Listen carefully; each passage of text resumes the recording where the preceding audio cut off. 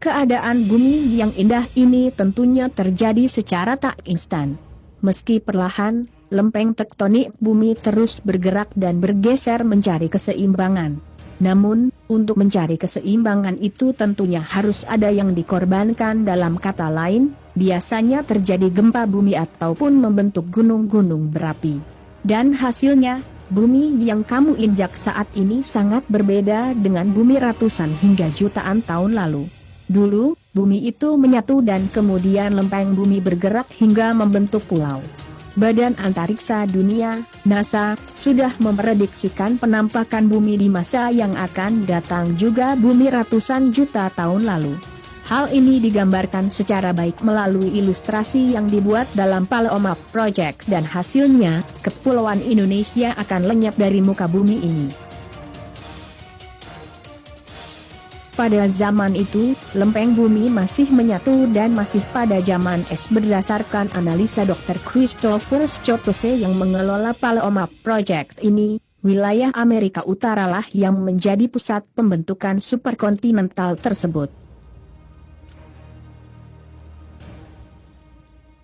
Pada 50 juta tahun yang akan datang, benua Australia akan bergabung dengan Asia Tenggara, lalu California akan bergerak ke utara ke arah Alaska dan benua Atlantik akan semakin luas. Selain itu, penggabungan benua juga terjadi di Afrika yang akan bergabung dengan benua Eropa.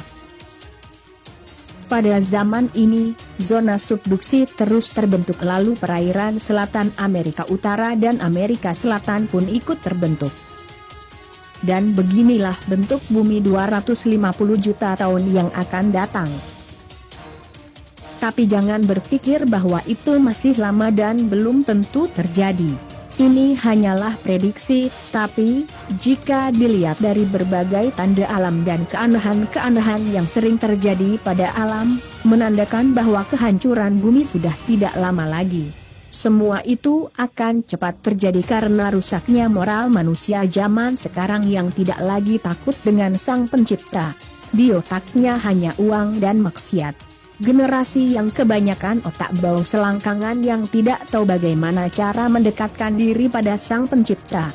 Mereka lebih tahu cara mendekatkan diri pada pasangan, otak mesum, generasi yang kelak akan dihancurkan bersama bumi.